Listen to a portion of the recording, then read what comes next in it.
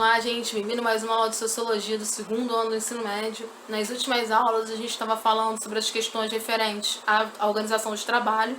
Lembrando que é uma organização de trabalho e sociedade, então é uma relação entre a estrutura de trabalho na sociedade e de que forma isso vai influenciar toda a organização social.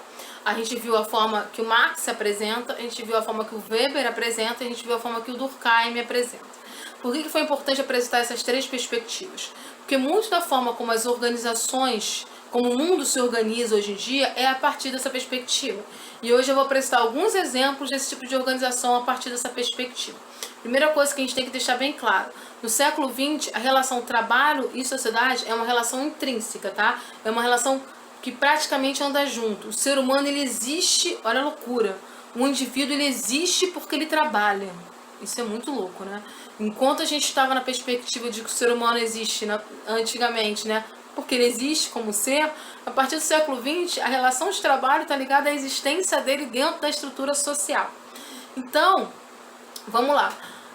A gente vai ver alguns países e como isso relaciona, e depois a gente vai ver uma outra coisa que é muito legal, que é uma perspectiva já no século XX, que é quando entram as tecnologias, século XXI, entram as tecnologias, e a gente vai também ver a questão do ócio, tá? Porque é importante também ver. Então vamos por partes. Hoje a gente vai ver os países que têm relação com a perspectiva do Weber, com a perspectiva do Durkheim e com a perspectiva do Marx.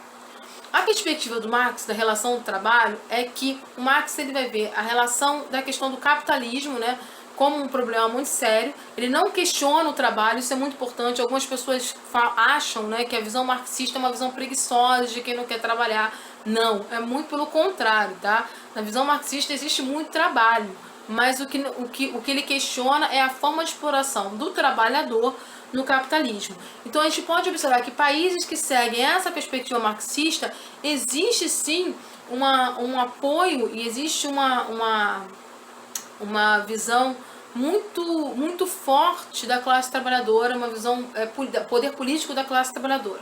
Então, quais são os países que hoje vão seguir essa visão marxista na relação de trabalho? Você vai ter a China, que é uma das maiores potências do mundo, potências econômicas, e vai ser daqui aos próximos 10 anos, provavelmente, a maior potência mundial. A gente está falando de um país que tem uma produção, mesmo com todas as crises que esteve hoje, né, todos os países fechando PIB negativo, a China é um país que vai fechar PIB positivo, é um país que continua em crescimento e é um país onde essa questão da relação do trabalho com o indivíduo ele é muito forte.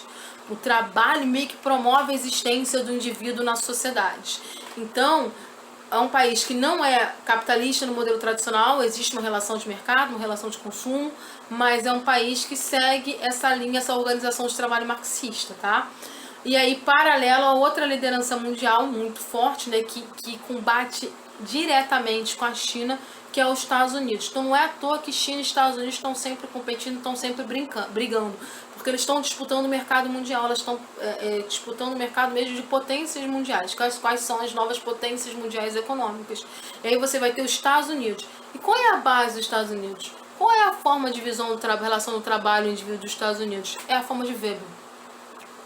O capitalismo nos Estados Unidos, ele está ligado a uma questão cultural. O capitalismo é uma coisa muito forte nos Estados Unidos, tanto que os dois principais partidos políticos nos Estados Unidos, que é o Partido Democrata e o Partido Republicano, são partidos capitalistas. A diferença é que o Partido Democrático tem uma visão liberal política muito forte e o Partido Republicano é um partido mais conservador.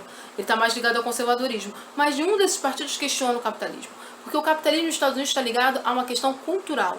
E os Estados Unidos é um país que tem preponderância protestante. Então, lembra que o Weber trabalha muito a ideia de que ele trabalha muito com a ideia do protestantismo, né, da questão do trabalho como salvação, e essa visão mesmo, o trabalho como salvação. O trabalho é a coisa mais importante que você tem. O trabalho te faz como ser humano. Na China também vai ser assim, mas o modelo vai ser diferente, tá? Porque na China existe uma perspectiva de coletividade. Então, para o Marx, é o coletivo de trabalhadores que mudam o mundo. Na China também, a coletividade está acima da individualidade. Nos Estados Unidos, a individualidade está acima da coletividade e a estrutura de trabalho está ligada a quase uma ideia de salvação humana. Aquele que trabalha muito vai conseguir ficar rico e aquele que não trabalha tanto, aquele que é preguiçoso, vai ser pobre eternamente. Então existem questões muito fortes de meritocracia. Hoje já existem algumas linhas no Partido Republicano, no Partido Democrata, que questionam essa perspectiva, que são sociais-democratas, que já têm uma boa parcela do Partido Democrata. Mas isso não muda a essência mesmo do Partido Democrata. Quando a gente fala dessa visão da coletividade, ela é interessante, porque, por exemplo, na China, você não vê a perspectiva individual, você vê a perspectiva do coletivo. Então a gente pode pegar, por exemplo, o exemplo da situação que ocorreu com a Covid na China. A China teve 4 mil mortos na Covid, ela tem mais de 1 bilhão de habitantes. Os Estados Unidos tem 180 mil mortos na Covid. Porque pelo bem coletivo na China foi feita uma série de organização estatal, inclusive com os trabalhadores seguindo uma série de regras estatais.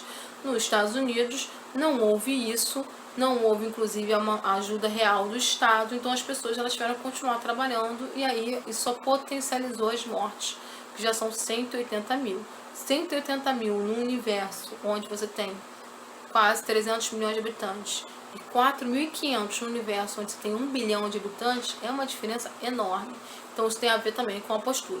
Mas são duas potências. São duas potências muito fortes economicamente, que têm uma organização de trabalho diferente. Então você vai ter essa visão do Weber, lá nos Estados Unidos, muito forte, e você vai ter na China a visão do do Marx, tá?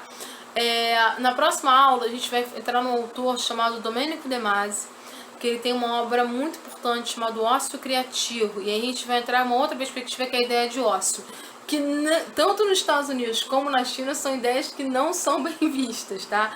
Que a ideia é de que você só pode produzir intelectualmente a partir do momento que você tem um tempo de ócio, mas que é uma ideia muito forte na Europa, tá? Principalmente nos países que a gente chama de países escandinavos. Gente, qualquer coisa, entrar em contato pelo e-mail institucional ou aparecer na tutoria 8h50 da manhã toda terça-feira. Beijos.